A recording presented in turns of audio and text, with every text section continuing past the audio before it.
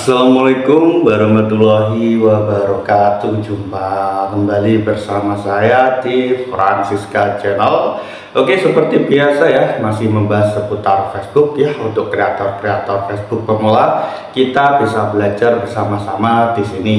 Oke, di kesempatan kali ini ada seorang teman ya yang berkomentar di video saya sebelumnya. Beliau bertanya, "Bang, apakah kalau profil tidak lagi direkomendasikan, apa masih bisa gajian?" Nah, di sini kalau cuma masalahnya profil tidak direkomendasikan itu masih aman-aman saja, masih bisa gajian, asalkan saldonya nyampe $25 kalau pakai PayPal dan $100 bila pakai transfer bank. Nah, jadi untuk masalah pelanggaran profil tidak direkomendasikan ini masih bisa gajian. Nah, apa sih penyebabnya? Kok bisa profilnya tidak direkomendasikan?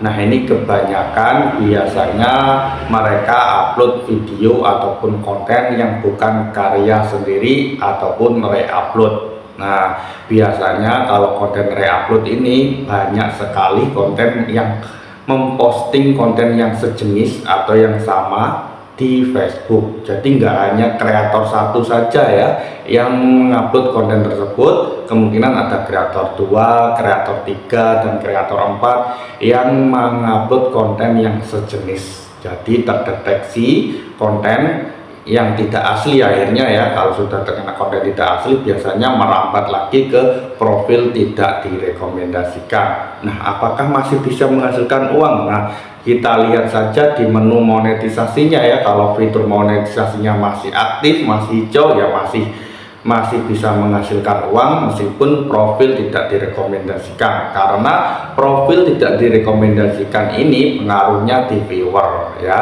Kalau meskipun upload banyak, upload setiap hari konten ya, kontennya konsisten upload setiap hari, meskipun kontennya menarik, kalau kena pelanggaran profil tidak direkomendasikan ini, viewernya bakalan turun secara drastis ya. Biasanya nyampe puluhan ribu atau ratusan ribu. Sekali kena pelanggaran ini bisa sampai ribuan saja, bahkan ratusan saja ya. Ini pengaruhnya. Nah, apakah bisa disembuhkan? Ini bisa, gampang sekali ini ya. Profil tidak direkomendasikan ini sembuh ya, cukup 7 hari saja ini masalahnya. Paling lama 7 hari bisa sembuh. Caranya gimana ya? Hapus saja konten yang bukan karya sendiri, hapus ya. Lalu upload konten yang karya sendiri dengan menampakkan wajah sendiri. Foto nggak apa-apa, bisa sembuh tuh. Pakai konten foto kita sendiri, upload setiap hari selama 7 hari itu bakalan sembuh ya. Intinya ganti dengan konten yang asli. Oke, kembali ke pokok pembahasan ya. Konten apa saja sih pelanggaran di Facebook? Menurut saya pelanggaran di Facebook apa saja yang mempengaruhi gajian di Facebook, bisa cair atau enggak ya. Ada beberapa pelanggaran di Facebook yang memang masih bisa gajian, dan ada pula yang enggak dibayar. Nah, yang masih bisa gajian kemungkinan itu pelanggaran seperti pelanggaran konten tidak asli ataupun KTA, pelanggaran original konten terbatas atau OKT ya, pelanggaran standar komunitas ataupun profil tidak direkomendasikan. Itu masih aman-aman saja ya, masih bisa gajian ya, asalkan saldonya nyampe $25 via PayPal dan $100 via transfer bank.